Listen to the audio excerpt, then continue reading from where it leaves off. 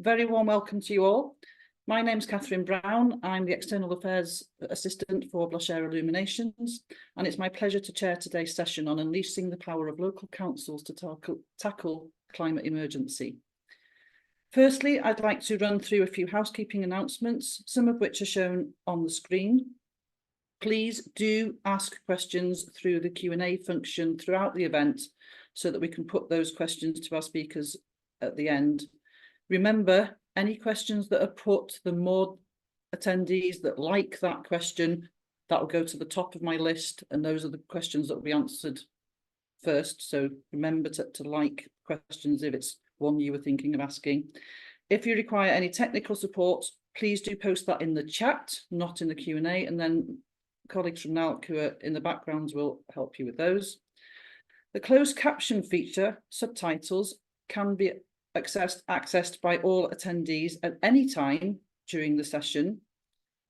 For those of you that are on desktops or laptops, to turn on closed captions, you need to select, I'm going to do this slowly because if it was me, I'd be trying to find it at the same time. So select show captions. The bottom will be labeled CC. If the button's not visible, then select the three dots on the bottom right corner of your screen, and then please select captions.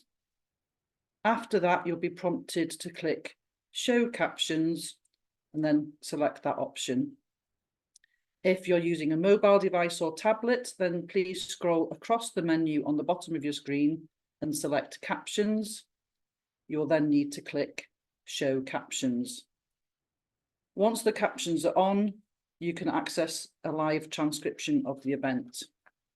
If you've selected the closed captions feature, please use the reactions, which is the next button on the right of the closed caption feature, by ticking the yes button, which is a green emoji with a tick, to show us that the closed captions are working at your end. That's how we know once you've clicked that button. So if you are using the closed captions, please go to the reactions feature and tick the yes button so that we know that that's working. Again, any technical issues, please contact the NALC support via the chat. After the event, this is a question that's being asked quite a lot this morning. Will the presentation slides be available? Yes, they will. They'll be sent out, as will the copy of the chat and any other useful information. We'll also be inviting for your feedback at the end of today's event, so please don't log off until you've seen the pop-up coming up on your screen, and please it literally takes a minute of your time to complete that at the end of the webinar. Our sponsors today, our Clear Councils, CCLA and ourselves at Blashare Illumination, and NALC would like to thank all the sponsors for their help on today's event. So today's event is going to empower your local council to force change in the fight against climate change and biodiversity loss. Despite their potential, many smaller councils feel shackled by the lack of funding and disempowered in making a tangible impact. It's time to change that narrative. Today's dynamic event goes beyond rhetoric. Witness first-hand examples of impactful initiatives from around the country through the eyes of our national stakeholders that are championing climate action, and also a case study featuring a council that has successfully risen to the challenge. Today's not just another event, it's a call to action.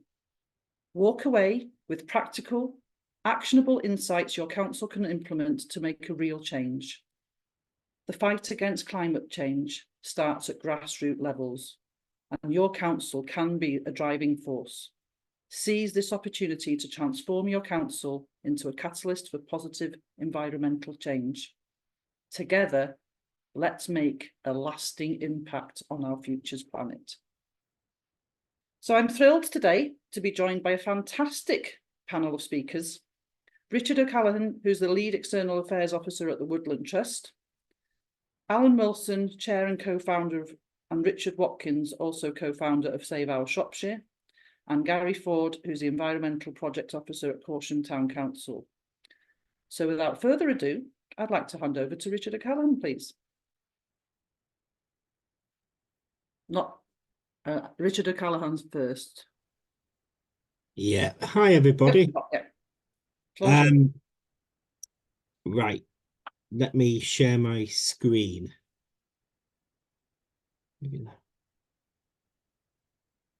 Oh,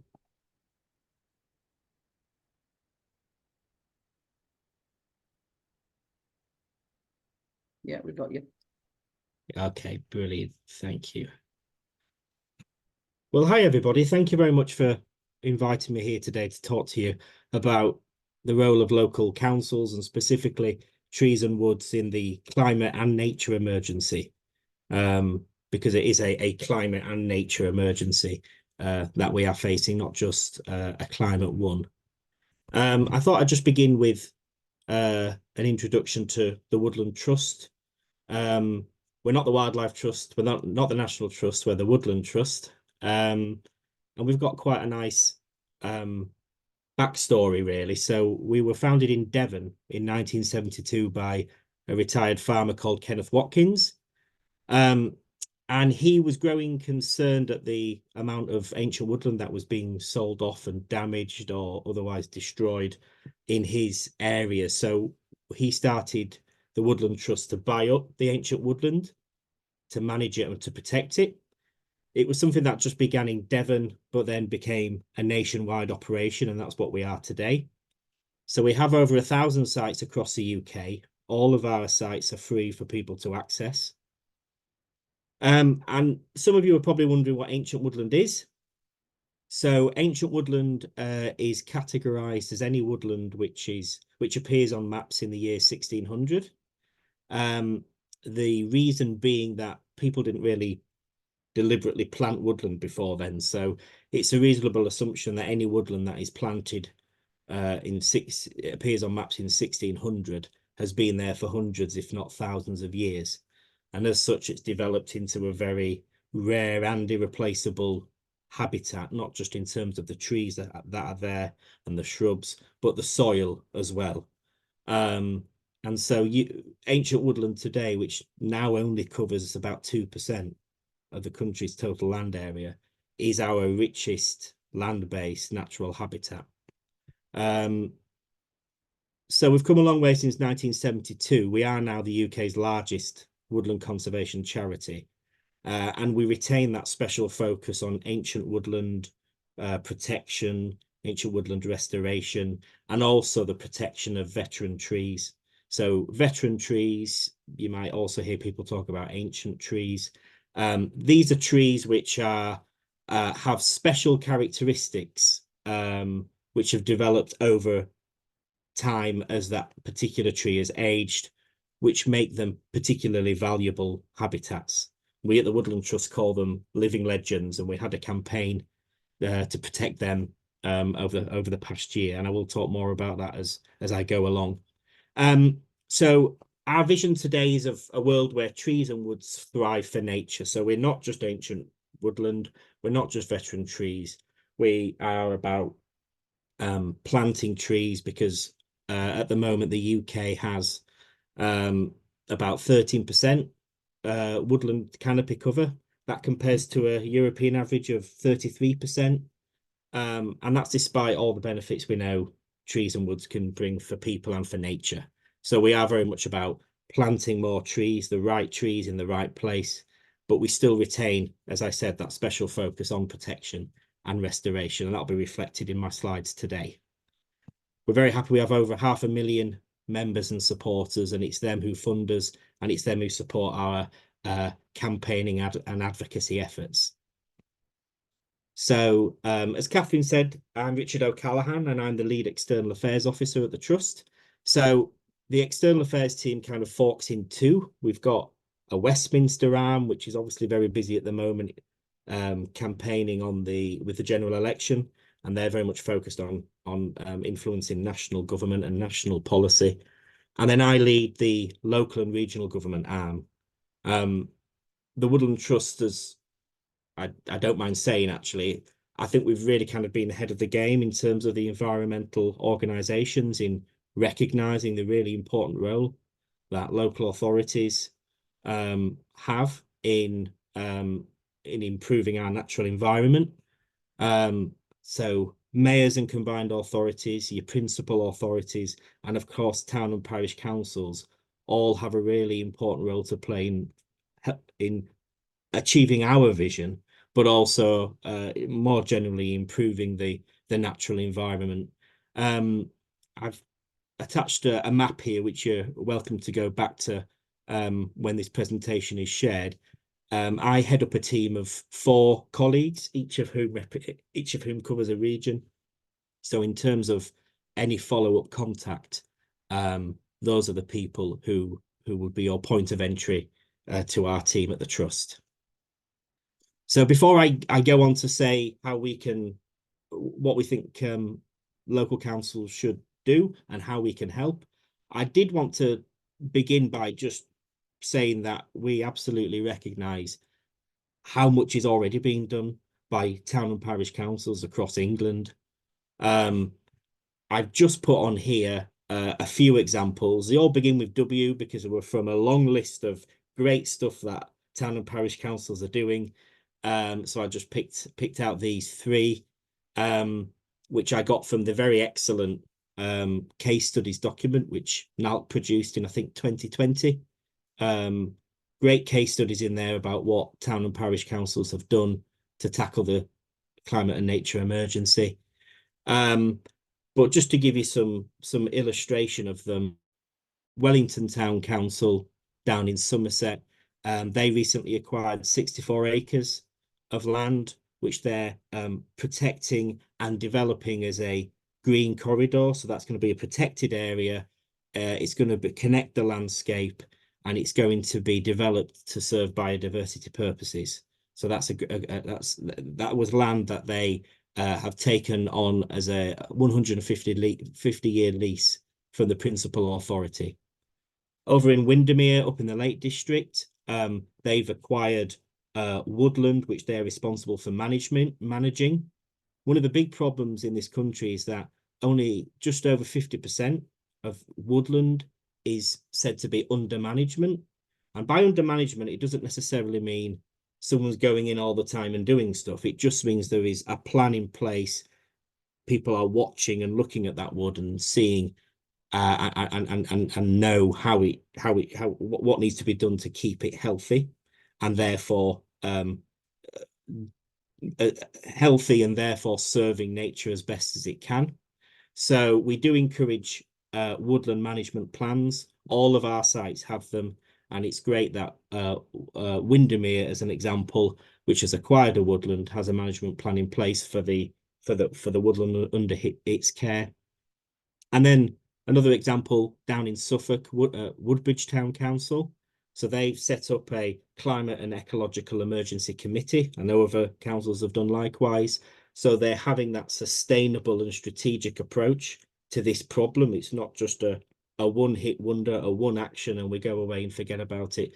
They are making sure that what they do supports the climate and nature emergency long term, and there's a list of actions they've done as part of that strategy.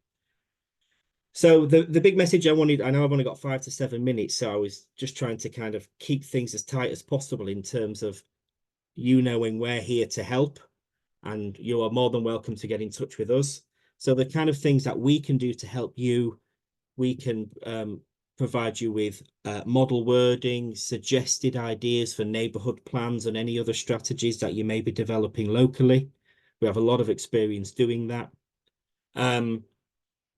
We're actually developing at the moment a finding tree planting sites document, a very practical piece of guidance, very thorough, comprehensive, which hopefully will help you to really look at your parish or town and see where the opportunities are to get trees in the ground. So that's a document that's going to be coming out later this year, and is something that we'll be sharing throughout the NALC network. And I will touch on that in a moment a bit more. We provide lots of evidence and data which may be useful to you. I'll go into that again on another slide. That we do have some funding for larger scale planting projects. We can match fund with our Morewood scheme. We also have enormous expertise in-house. Any questions related to trees and woods? I'm not saying it's all me. It's many of my colleagues. We've got lots of teams who can answer any questions. Happy to participate and support council events. We have outreach advisors in every region who can provide advice on any projects you may have or any problems. And the big thing I wanted to talk to you about today is that we offer free tree packs, and these are available for community groups, for schools, but they are also available for town and parish councils. So if you go onto our website and you go to plant trees, you'll be able to find more information about this. But if you go away and do anything today, I would urge you to consider applying for one of our free tree packs. So they're delivered in 2 deliveries in March and November. So that bookends the tree planting season. And they're available in packs of anything from 30 to 420 trees. And each pack has a kind of a different purpose. So it might be a hedge pack if you want to put hedging in, might be an orchard pack if you wanted to grow an orchard, and things like that. It's a very easy online application. It's just essential that you get landowner permission for wherever you're planning on planting it. Now through our free tree pack scheme, we've got 14.5 million trees in the ground since 2017. But we ran some analysis recently before we started talking to NALC, and only 2.5% of those have gone to town and parish councils, and there's over 10,000, of course, in England. So there's just a massive. I think it's largely our fault because we've not really kind of put out there that they're available to you guys. So I would urge you to look at them, consider them, and apply for them. Because what we're hoping to do is to at least double that number over the next year, the number of town and parish councils getting our free tree packs. So I mentioned this document, which we've got coming out later in the year, which will be a good guide, practical guide for finding tree planting sites in your town and parish. Just the headline kind of pointers on that. First thing you should do is conduct a desk study, looking at maps of your area, seeing where the possibilities lie, and to help inform where you might want to put trees and woods in your area. There are various tools so you can do it in a much more strategic way and in a way that serves your residents as well as nature. So we have something called the Tree Equity Score. So if you go to that website, the mapping goes down as far as lower super output areas, which are the very smallest census neighbourhood there is. So it's perfectly suited to town and parish councils. Each one of those is given a tree equity score, which is basically how many trees or what's the canopy cover of that area compared with what it needs to be in terms of the social deprivation, the health, etc. of local people who could be helped by having more trees there. This isn't about tree equality, it's about tree equity. It's getting the trees where they're most needed. So that is a good way of focusing planting if you're an urban area. You might also want to check with your planning authority about the landscape character of your area and whether there has been an assessment of that, because that can help to determine how many trees, what types of trees you might want to plant. Again, it's essential to seek landowner permission for any trees you are planting. Check as well if any sites are ecologically sensitive, because, you know, as we said, right tree, right place, not everywhere is suitable for trees. And also check, of course, with any underground services that you'll need to consider if you're going to put trees in the ground. And the main thing you should be doing when you're approaching tree planting is to try and look at it in the round. It's great to get trees in where you can in different spots, but to think about how they all link together, how can they connect so that you're seeing that biodiversity improvement across a wider landscape. So very finally, I've talked a lot about planting trees, but we're also about protecting and restoring trees and woods.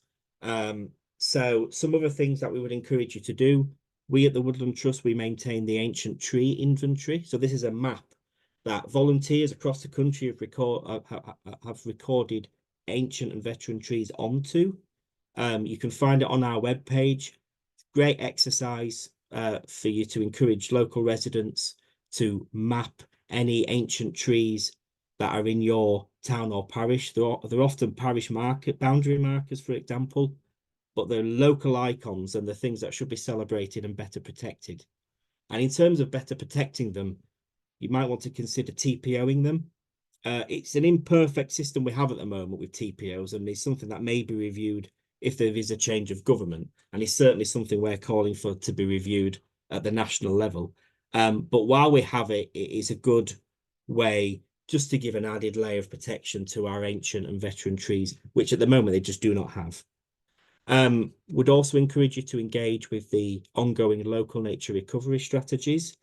Might not be something you've all heard about, but these are a requirement of the Environment Act. All local authorities are having to do them. They're happening right now. They have to be completed by the end of the year. And this is basically the production of maps in a local authority area or a county area, identifying opportunities for nature restoration. You guys working at a town and parish level know your areas better than anybody. Be great to contribute to that process, and where you think in your area there is opportunity to support biodiversity, because hopefully those maps will then be will then be taken up as local policy and will make a real difference going forward. I mentioned the importance of management plans for woods, something we can provide advice on. And then finally, educate and engage the local community in your efforts. Tree planting days are just a great way of doing that, but there's other things you can do, such as trails through woods you have, just letting people know the importance of what's on their doorstep. And that's the climate and nature emergency isn't just it is a big worldwide problem, but it's not just that. It is a local problem. There are local solutions, and that your town and parish council is playing a really important role in helping to do its bit. So hopefully that was a helpful introduction. We're here. We're here to help. So please do get in touch. And one thing I should have mentioned, unfortunately, I've got to leave this meeting at 1:50, but my colleague Ben Green will be here and will be available to answer any questions towards the end. Thank you. Thank you very much, Richard. That was really informative. Thank you to people who have now moved their questions from the chat into the Q&A. There are a couple of perhaps easy ones that you might want to look at now. That the ones with more context I'll keep until the Q&A. John, you've got your hand up. Can you put a message in the chat for me so I know whether we can help you with something? And without further ado, I will ask Gary to take the floor. He's already a step ahead of me sharing his screen. Thank you, Catherine. I hope everybody can see the my slides okay. Yeah. Hi, yeah, so I'm Gary Ford. I'm the Environmental Officer at Corsham Town Council. For anybody who doesn't know where Corsham is, like I didn't have a clue where Corsham was before I started working here. We're based in North Wiltshire, so we're bordering the Cotswolds and we're between Swindon and Bath. The Town Council and Parish Council, we cover a region with a population of about 15,000 people. We have about 20 councillors and we have about 18 staff working for the Town Council. The Town Council declared a climate and ecological emergency in 2021, and the Council aims to be net zero by 2030. And to do that, we've created a climate action plan and a biodiversity action plan. The biodiversity action plan was created by consultants, and it's more of a guideline rather than a plan. We're just following it as and when we want to, and as a guideline to how to increase biodiversity. The climate action plan is ours. We're constantly updating it, and I'm currently in the phase of updating it because I'm not particularly happy with how well it's showing our progress to date, because that's a constant complaint I have about other people's climate action plans. It's not very easy to see how well progress is being made against their targets. So I want to update ours so it shows it a bit more clearly. So in order to deliver our climate action plan, our biodiversity action plan, we've set up an environmental task group. So we have an internal environmental task group, which is made up of councillors and staff only, and their priority is to deliver the council's climate action plan and the council's biodiversity action plan. But we also want to influence climate action throughout the wider community. So to do this, we've also set up a full external environmental task group, and that is open to any interested or relevant members of the community or special interest groups who want to also kind of like have an impact on climate work within Corsham and want to kind of influence the town council's activities. So for the full environmental task group, what we've done so far is we've set up 4 project groups. So we've got a bus action group, an active travel group, plastic waste and community group, and a biodiversity project group. And we'd also like to set up a community energy group as well. And we're kind of in the process of trying to make that happen. The other 4 are up and running, and this one is the one we're trying to get up and running in the near future. So these action groups are made up of a mix of people. So myself, I'm a member of all the groups. We have councillors that are members of the groups, but they're generally, you know, run and managed by a wide group of people from the community who have like a vested interest in these areas, or just are keen to know more and help out with these different topics and subjects. So I'd just like to share with you a few things that we're doing throughout the town council, throughout the council parish area for each of these groups, and what it is that they're looking to deliver. So for example, the bus action group, what we're doing there is we've identified some places where we've got missing bus stop signs. So we've managed to get those installed. We're currently looking at putting in electronic bus signs for our main bus stops in the town. We're also looking at influencing the bus timetables to make them more user-friendly for the community. And we're also doing pop-up events where we're helping to promote bus travel. That pop-up event picture there isn't ours. I've stolen that from the internet. That's from Somerset. I don't have one for us, unfortunately. And all these things are hopefully will encourage people to use public transport more and then use the car less, because obviously public transport is better for the environment. It's lower carbon than using the cars.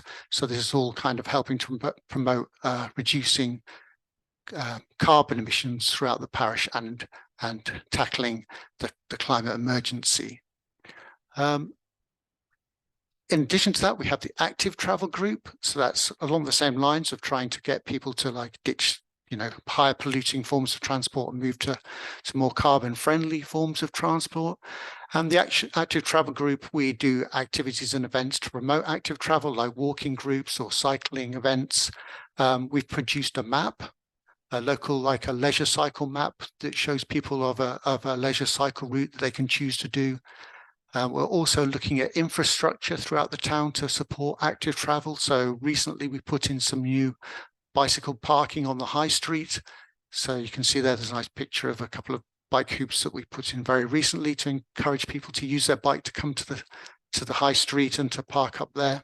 And we're also looking at issues and problems throughout the parish area and the town that kind of like stop people from active traveling. So we're looking at roads that are, or lanes that are kind of have problems, and we're looking to work with the county council to address these and to improve them to encourage more people to cycle and walk these routes. We also have a plastic and waste group. So we're in the process at the moment of trying to get plastic-free accreditation for the town, working with the Surfers Against Sewage accreditation there. We've also got a recycling hub in the town for waste. That's set up with the help of the Corsham Climate Action Group, which is the local climate action organisation. we organise with them monthly litter picks, and we're looking at putting in more recycling bins throughout the town where they're most appropriate to site them. We also have a biodiversity action activity group, which is helping to increase the biodiversity of the parish. So we're doing things like planting community orchards, putting in native hedgerows where we can. We're doing things like growing wildflowers from seeds to create pug plants to put into nature reserves and other green spaces around town, creating wildflower areas. And we're also doing other things like creating a dead hedge in the local nature reserve, which is something we did last week. So that's pretty much like a very quick whistle-stop tour of how we're tackling the climate emergency with our community here at Corsham. There's some links here for the documents some of the documents I've mentioned and some of the key documents that we're using to kind of inform and show progress on how we're making towards tackling the climate and biodiversity emergency throughout Corsham. So thank you very much for listening. Thank you very much, Gary. I'm in awe. As an ex-town clerk, well done. Before I introduce our next speakers, can I just ask delegates, we've now got 13 questions currently in the Q&A. If people want to take a look and start liking them so I know which ones to prioritise after we've heard Alan and Richard, that would be really useful, because I don't think I'm going to have time for all 13. So with that, a huge thank you to Gary. That was really informative, and I'm sure people will be looking at all your action plans to help them move forward.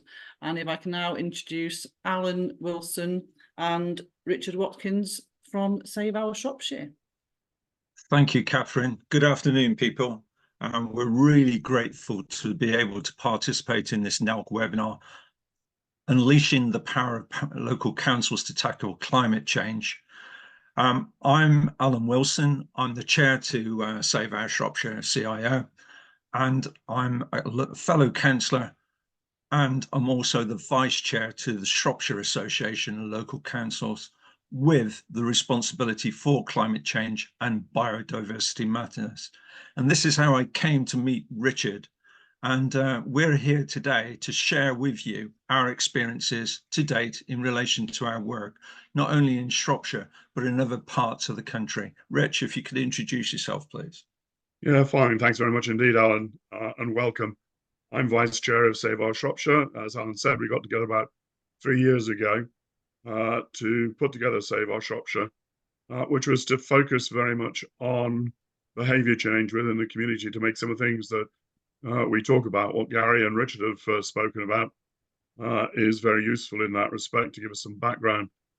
We believe education leads to action. As Richard Kine was saying, you need to engage and you need to educate people in trying to do things around woodland and so on, and that's a key part of what we talk about. We think taking action will improve people's lifestyles, so it's not just a nice to do thing, it's also about reducing cost of living. It's helping people to improve their health. We actually got together, as I said, 3 years ago, and we pioneered the carbon literacy course for local councils. So the course that we do, which we're talking about here, is for town and parish councils specifically, and we've done a lot of work with a number of town and parish councils across the country. We also work with SLCC and deliver their carbon literacy qualification. And as an aside, we're now going to be working with the LCC to provide not only education, but to enable LCC to provide consultancy support when people are trying to do what, Gary, you were talking about there, of putting a plan together. We talk about carbon literacy. What is it? Well, it's about getting awareness of what we all do in our carbon footprints, in our impact on the community, impact on the planet. It is developed, it's managed by an organization called the Carbon Literacy Project in Manchester, a brilliant project which actually puts the material together for people like us to do the training. And we're very proud of the fact that we are now a platinum level organization as far as carbon literacy is concerned. What we offer in particular is a day's worth of training on what's called carbon literacy, which gives people an idea of what the impact is of what we do, and then how in particular you can go away and make a difference.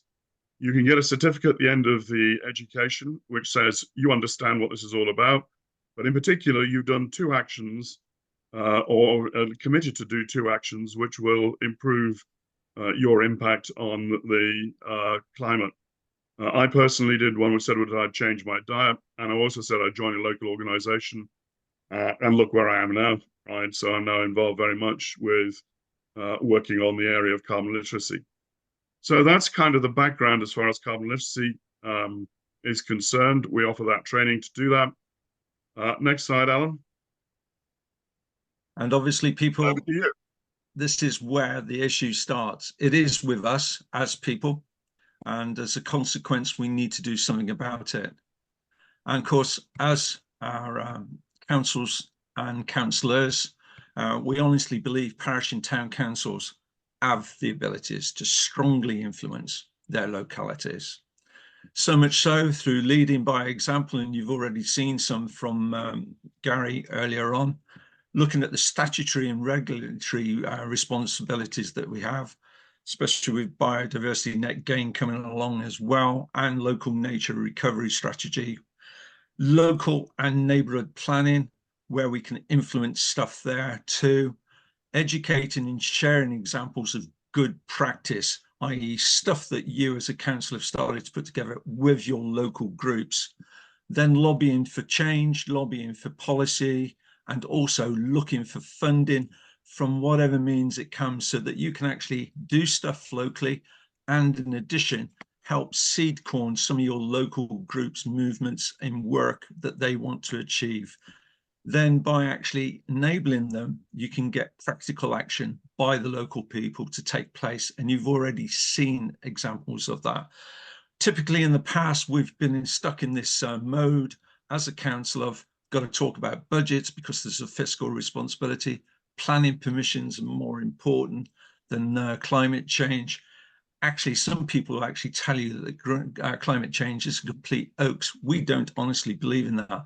So where we need to be is getting towards this pathway of engagement. Now, as you've heard earlier, people may have declared a climate emergency in their councils back in 2019, or as you've just heard in Corsham in 2021, with an environmental one attached to it as well. What we ask of those councils that haven't made this commitment, that they just simply put a motion forward to their council to give the council a mandate to do this. And at the same time, the motion just simply says to promote wherever possible the Climate Change Act of 2008 and meet the objectives of 2050, and build into it the fact that you can get money or look for money and be able to fund it out to seed corn organizations. Now that commitment needs education. So that's educating not only your internal staff, which some have done, but also your councillors to get them on board so that they are part and parcel of this approach. Then when you've done that, you can now start to actually do things, because education complements your declaration. It also then allows you to start to organize things. Like you've seen, people have got action plans. We've got a template action plan on our website, and that allows people, if they haven't got it, to have a go. Please borrow with pride around the country. Look at what other people have got action plans. Take a leaf out of their book. You don't have to take the entire book. Just look at the leaf. And then from that template, you can then see how to get involved with low carbon training with those people around you. You then start the engagement. Well, how do you do that? Well, we in Shropshire have got 220,000 households to influence, and we thought the cascade education approach would be the right way to do it. Educating our leaders in the parish council, that could be councillors themselves, it could be the clerk, but either way, people locally need to take action. As a result of that, you can influence and engage with your local groups. You bring them in as local climate change champions or environmental change champions, whether that's an interest in allotments, it could be plastic, whatever. The fact is they get educated, so you're all talking the same language. After that, they can then influence other people in other localities in your area, i.e. you could have one person on a housing estate who is going to go out and do this work. That way, the ripple effect takes place. And that's what we've been trying to do in Shropshire over the last 3 years, influencing that 220,000 homes, in addition to working with SLCC in influencing things. We genuinely believe that parish and town councils are at the heart of our communities and are at the heart of this movement to get climate change and environmental changes underway more readily, more speedily, and with more action, because this is what's required to get things doing. You might look at this and say, what is it all about? Well, we've contributed to local councils' work in Ponsbury, where they've given them a grant. We've also given them a grant just simply to put a shed to put their equipment together so that they can actually engage with their locals on an estate and create an allotment so their kit is safe and sound, so it's there for them to work on. We had a councillor come on a course. He went away with a concept as part of his action to complete his certification to come up with a repair cafe in that locality. That has happened. That's been implemented and is up and running. And these are the actions that are going to be needed to help us with a future sustainable society. And we've got to think differently. We can't solve our problems with the same thinking we used when we created them. As Einstein said, we've got to really think outside the box. We've got some courses coming up shortly. Please look at our website, and just some blatant selling here because it's almost a short TED talk. That's the next course for parish and town councils on the 9th and 16th in SLCC on the 20th and 27th. I'd like to thank everyone for their time. I'm going to pass back to Catherine. Thank you very much. Thank you very much, Alan. Obviously, we've done many of these sessions together, so I'm always in all of the work that you do. But as you quite rightly said, there is so much potential within this sector to make a huge difference, and the tools that you offer are there to help people do exactly that. Right, let's see how many of these we can get through these questions. I'm going to welcome Ben Green from the Woodland Trust, because obviously, as Richard explained earlier on, he had to escape. And from most of the questions, I can see a large percentage of them are going to be directed in your direction, Ben.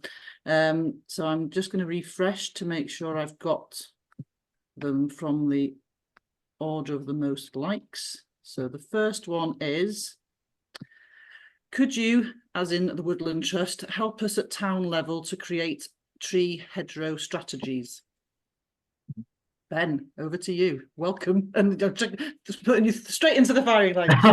Yes, hi everybody, and delighted to assume the mantle from Richard.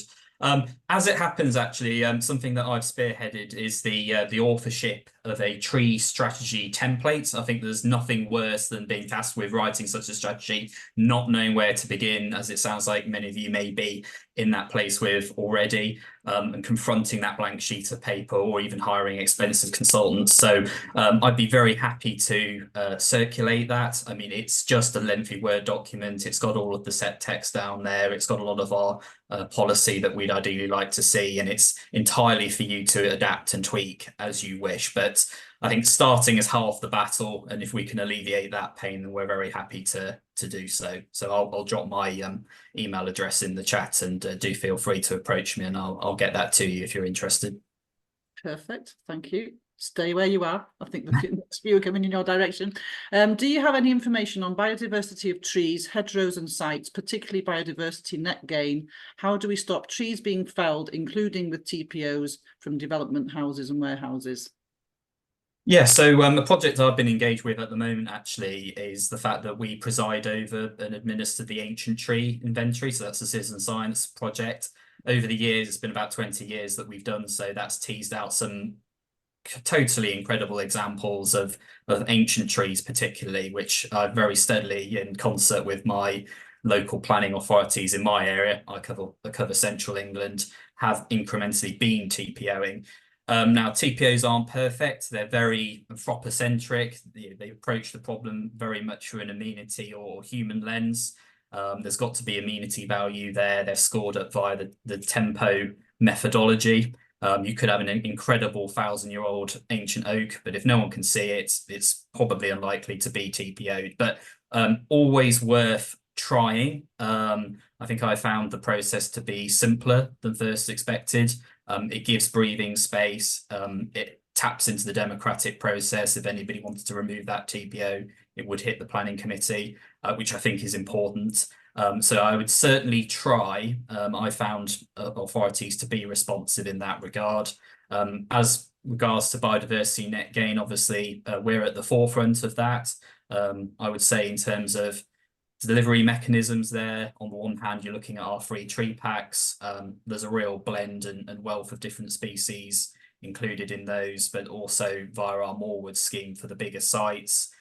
We will be looking to plant those up perhaps as a result of BNG interest, but that comes with free guidance and advice from our outreach team, and certainly thinking about that broad blend of native broadleaf species predominantly to really deliver for biodiversity is something that's always a premier consideration.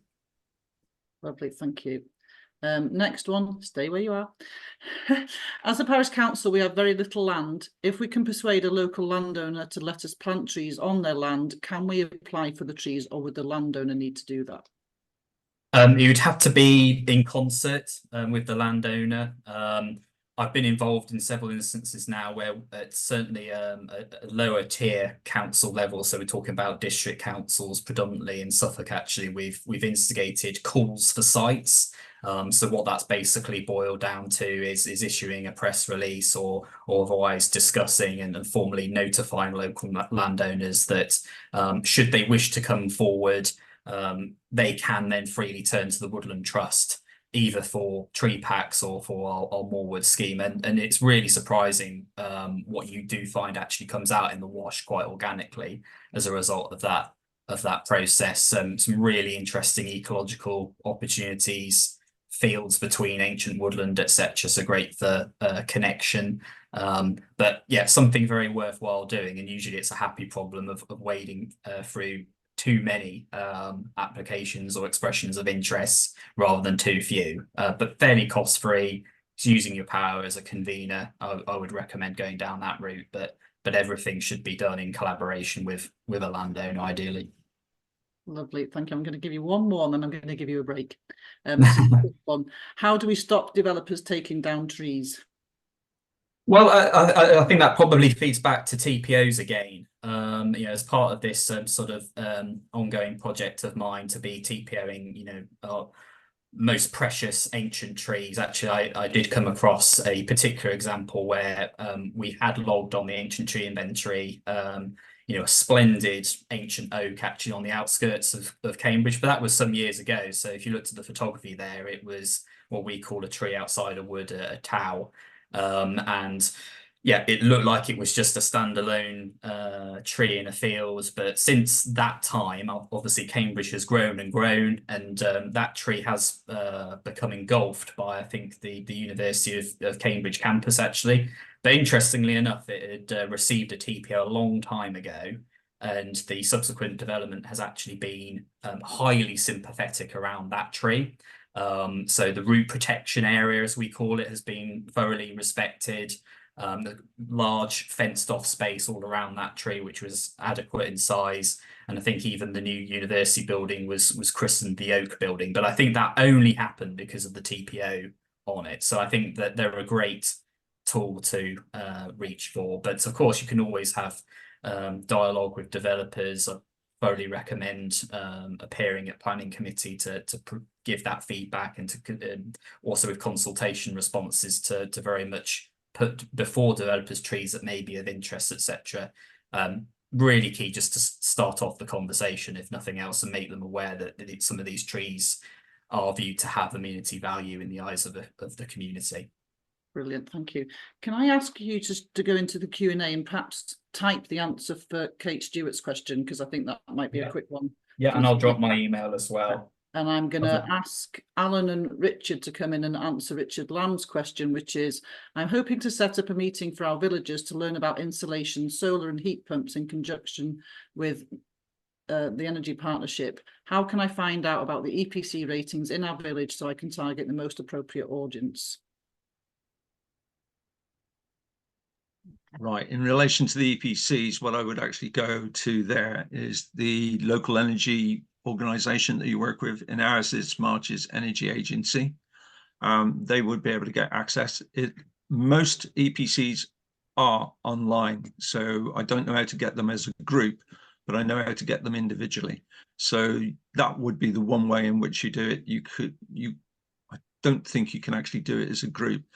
What we can do through the impact tool is actually find what the carbon footprint is in a locality in relation to housing and the aspects of the carbon footprint for the housing there. So that would be for your parish or the actual voting area in which your ward.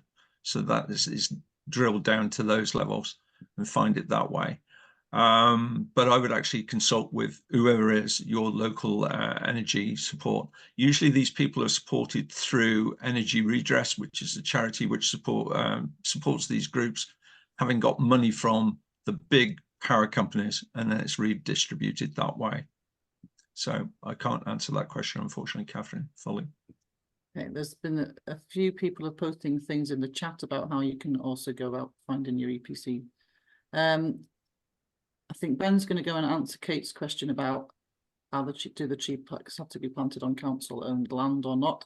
So a question for Gary, let's bring Gary in. Almost all the groups and initiatives that mentioned by Gary require a lot of engaged volunteers. Yes. How did you go about recruiting and keeping those people on board? Gary, that's over to you. A lot of these groups were set up before I actually joined the council. We know groups that are interested, so we go to the local cycling club, we go to the Corsham Climate Action Group. We also post on social media and when we do events, we put up posters advertising what these groups do and how you can contact myself to join in with these groups. So there's a various means, however we can approach people to get them to kind of come along and help out and join in if they want to. We try to do it as much as possible. And keeping them on board, it's just communication, really, just sending them people out on email lists or social media groups or whatever on a regular basis, just to keep them informed as to what's happening and what it is that they can do to help. Lovely, thank you. Right, I'm going to throw this one open to anybody that wants to take it. Could you advise on whether town parish councils can secure biodiversity enhancements from developers without selling the land? I understand that developers can buy biodiversity units, but does this entail actually selling a bit of the land, or would it essentially be the developer providing a sum of money for specific enhancements for the town council to deliver? And that's from Georgie. Who wants to take that one? I know there's certain elements of the Environmental Act with biodiversity net gain where developers, through either SIL or their conditions, this is put into place. They can buy units. They can actually put a pond that's actually on the piece of land elsewhere. This is the thing with biodiversity net gain. It's in its infancy. And the fact is, we're going to have to learn from our experience and how, having had that experience, how we can guard against things in the future. Equally, there is currently across the country through DEFRA a local nature recovery strategy being formulated, which would then be pushed out or promulgated out to the local authorities. That's actually taking place in Shropshire and in other areas around the country. 5 of them. Then what will happen is that will come together to formulate one policy package, which will eventually come out of DEFRA to people to get their hands on it. in answer to cutting down trees earlier on, there is a clause in the Environmental Act that's going to put an onus on councils to prevent the cutting down of trees. In short, people are going to have to apply to cut down a tree. That hasn't been implemented yet, but it's in the statute to be implemented. Thank you, Alan. Right, I'm back to Ben again. Just do a refresh. Do the Woodland Trust consider the introduction of species to their woodlands to create a wilder environment as per the rewilding of NEP? And that's from Mike.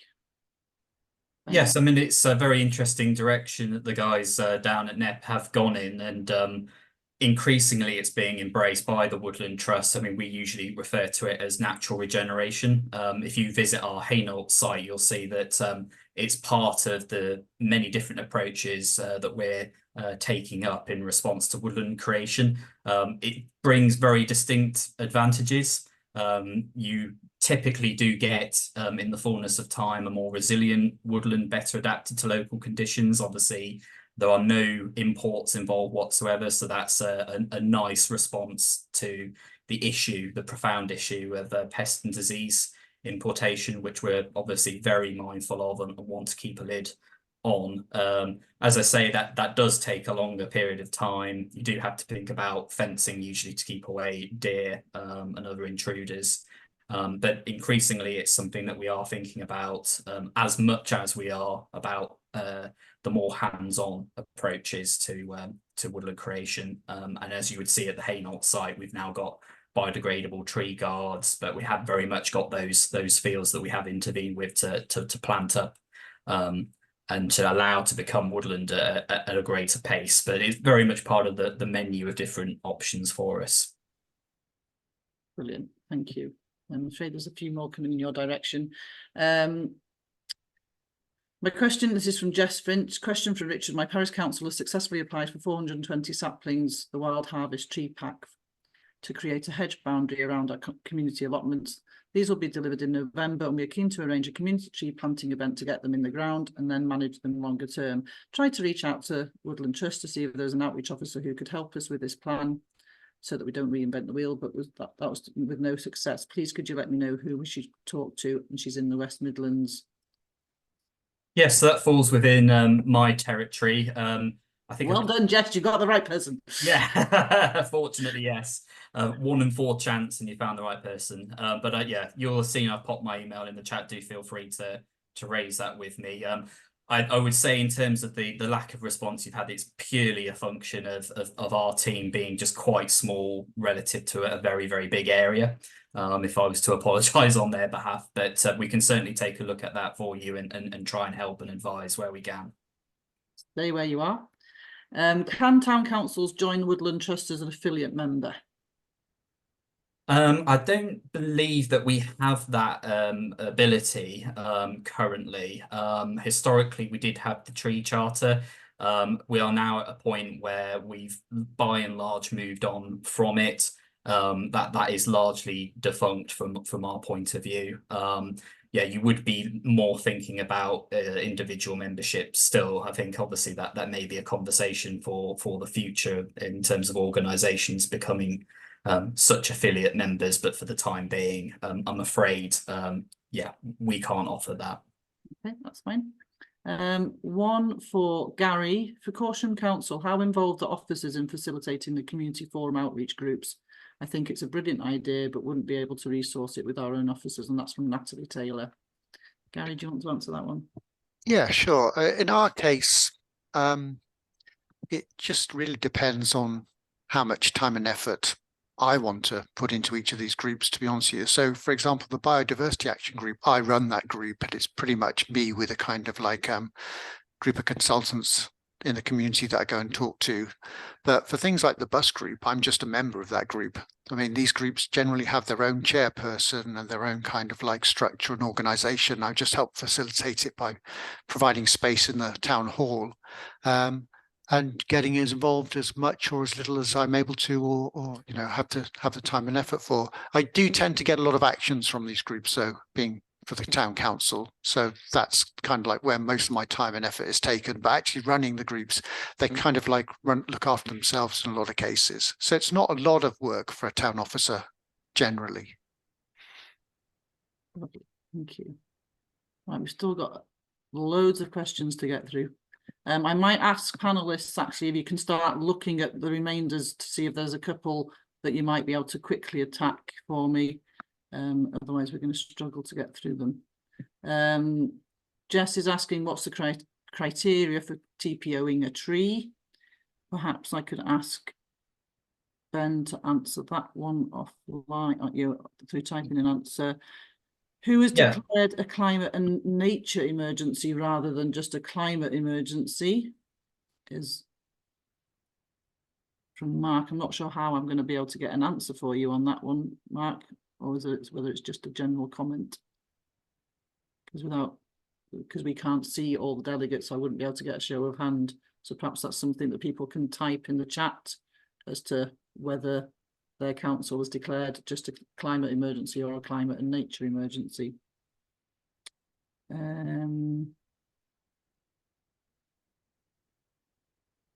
Siobhan, is that woodlands used to be well managed for providing materials for their communities and for industries. I found that the woodlands need very long range plans and regular governance structures do not operate to tree timescales. How do you make sure objectives and management for your trees are carried out in the long term so your trees reach their full potential? That's a good question.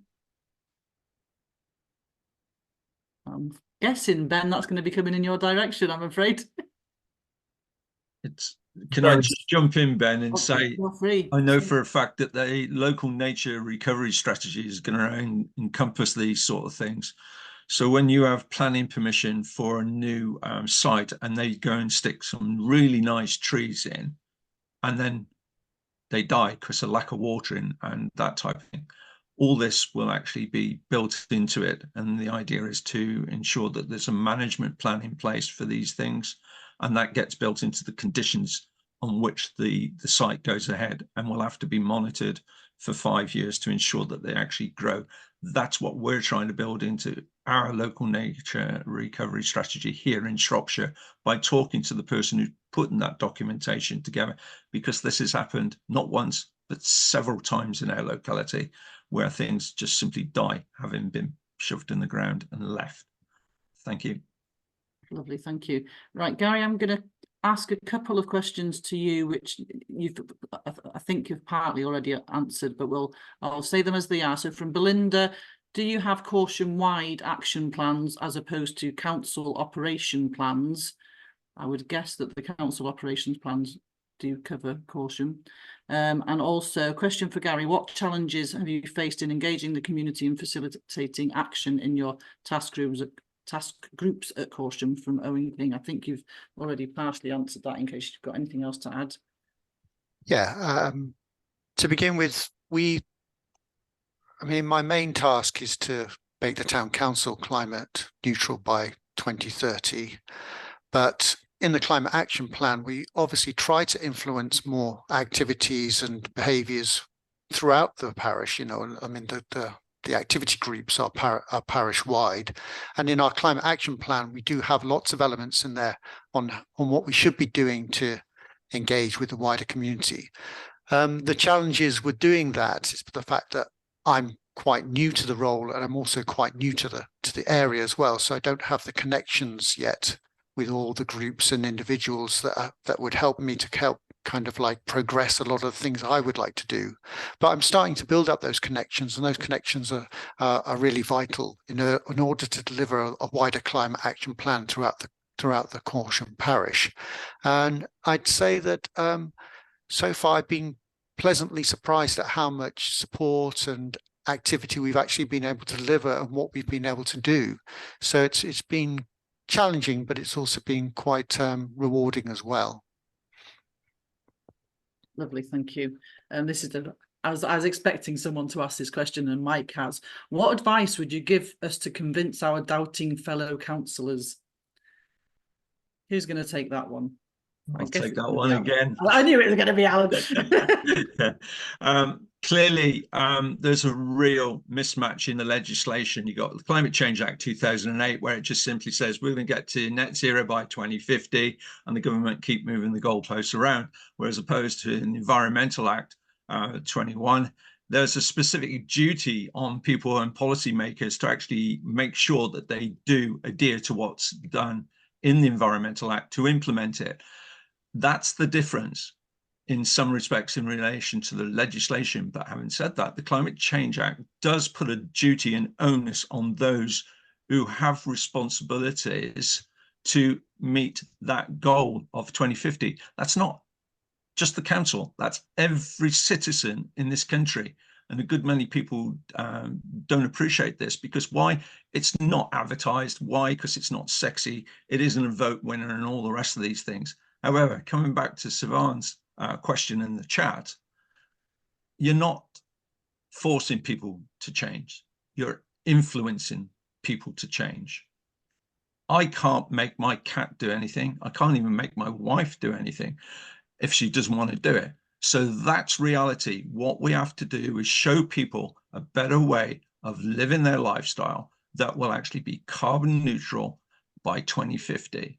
Because we've got to shift from where we are at present, which is roughly about 7 tons. And we're quite comfy because we like our lifestyles. But eventually we've got to get to 2 tons per person.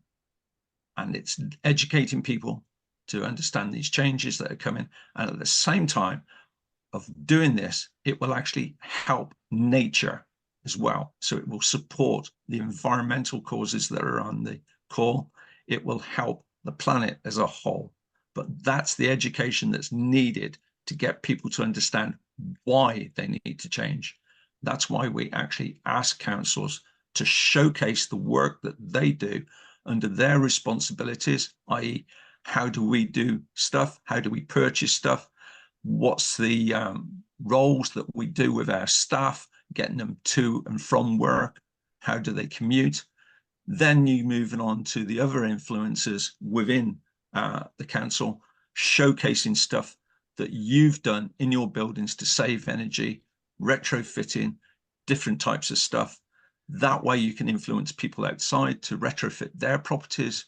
Then it moves down the chain. So that way you then move into food. You talk about the way food can be produced locally, how it is healthier. The fact is that it is actually less in its carbon footprint than other foods. Getting people to appreciate their lifestyles and the changes. Then get into the circular economy, swap shops for clothes locally. We've all heard of these websites where you can buy stuff secondhand. That's the future. You've got to think differently. And when it comes to energy, build the resources into your local plan so that you're not barking. People are actually listened, looked at the local plan, seen what's in there, and they know that because of where you are on this in this country, it could be solar, it could be wind, it could be tidal, it could be hydro of some description. But don't look at wind as 60-meter tall wind turbines. Smaller ones are coming more efficiently, and as energy is created longer term, these will be able to be encompassed locally. So allow for micro generation in your local plan.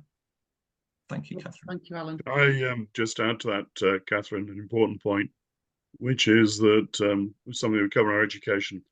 The answer to how do I convince people is don't try. Because if you try and convince people, then they may switch off. The answer is listen to what people actually concern them and worry them, and then try and work out how action on climate change might actually help that. So as an example, if people are worried about, let's say, fuel poverty, and that's genuine concern of a councillor, that they're worried about fuel poverty, then you can connect actions relating to reduction of oil and gas and changing of heat and so on to elimination of fuel poverty. But it's very much a question of how do you get to listen to what councillors' concerns are and then relate climate change rather than try and do it the other way around and saying you have to do climate change because if you don't, we'll all die. Right. And it's a very subtle communication point and education point that needs to be built into the approach. Lovely. Thank you, Richard. Right, we've answered 24 questions. I think that's a record. There's a quick one for Ben, which is any advice on protecting street trees? Cheshire East Council have made it very difficult to replace street trees, which give vital shade. And that's from Rachel White. Ben, have you got a quick answer to that one? Yes, I think that's another case of resorting to TPOs. I would very actively wish to explore that with the appropriate local planning authority to see what could be done to TPO those. I think because they would be naturally speaking in a public setting, delivering amenity value, they would be eligible. So I think I would definitely go down that process of attempting to protect them via that route. And there's no real limit on size or species. You know, there's well-established precedent for even TPOing coppice stumps. So I think it's well worth exploring in that instance. Lovely, thank you. Before I ask my final question, which is going to go to Gary, and before I ask my speakers for their final comments, I'm apologising to those who I haven't got to your questions, but I think 26 is definitely a record on any session I've chaired in the past. Anyone who hasn't had their question answered, on the end of everyone's presentation, they had their contact details. So once you get your copy of the slides through, I'm sure they'd all be willing to answer any questions that I failed to get through. So apologies on that. So my last question goes to Gary, which is from Siobhan. Promoting active transport, my area has very poor management of paths and roads, which is making people feel vulnerable when walking and cycling, hence continuing to use their cars. Did you address this in your area, or do you address this in your area? Yeah, of course, because it's like the same for everyone.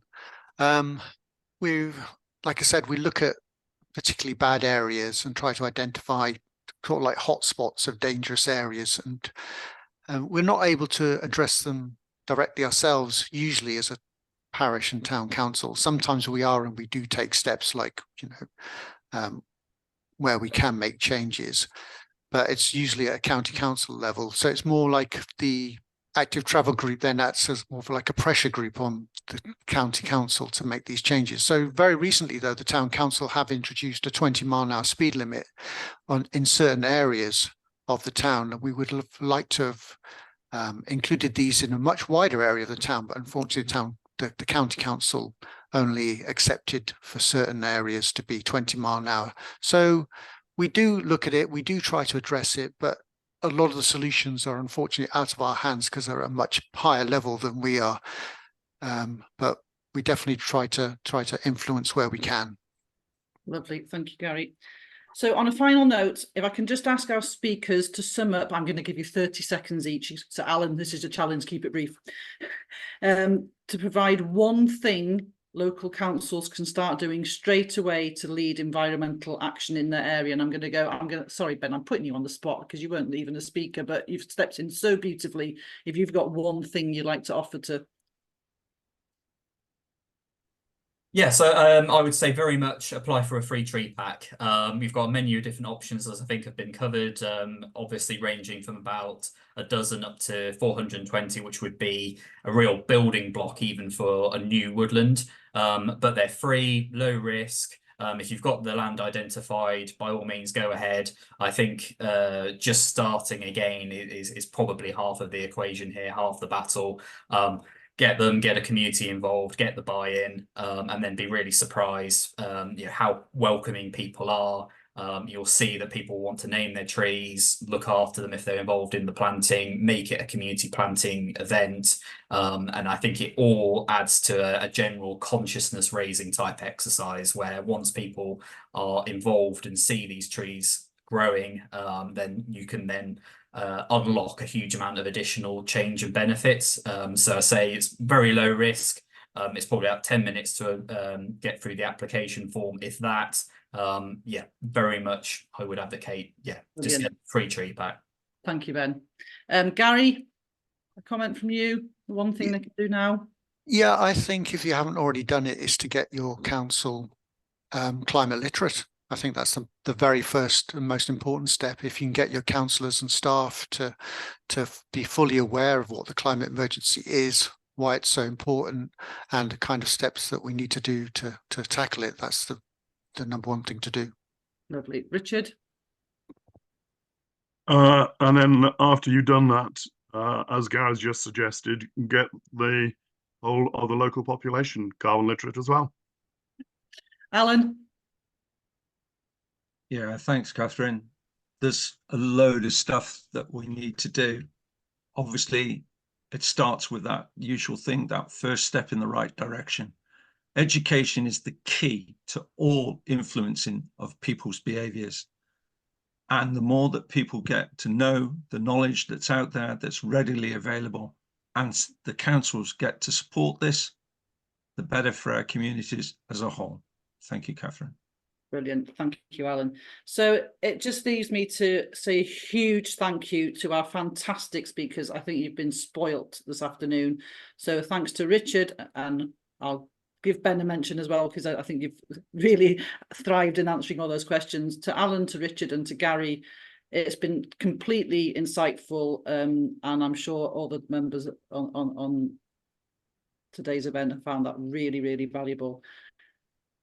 I am going to give a shout out to the Star Council Awards. It's one of the things that Blashare have been involved in for many a year. It is the pinnacle of celebrating our sector. And if you haven't already nominated someone that you feel deserves, there's several categories, but there's also a new category this year. So make sure you go and source out the Star Council Awards, get nominations in. The people you value that do hard work around you will never be recognised unless someone takes the time and effort to put an application in. So please, please, please find 5 minutes to do that. Also, remember to fill out the feedback form, which will be appearing on your screen very shortly. Post-event, as mentioned, you'll be sent out the chat and any presentations that you've seen today. There's a list of future events on the screen as we speak. NALC would like to thank today's partners, so CCLA, Cloudy, and ourselves at Blashare Illuminations. And all I've got to say is thank you everyone for a fantastically informative session and great participation from everyone on board. So enjoy the rest of your day.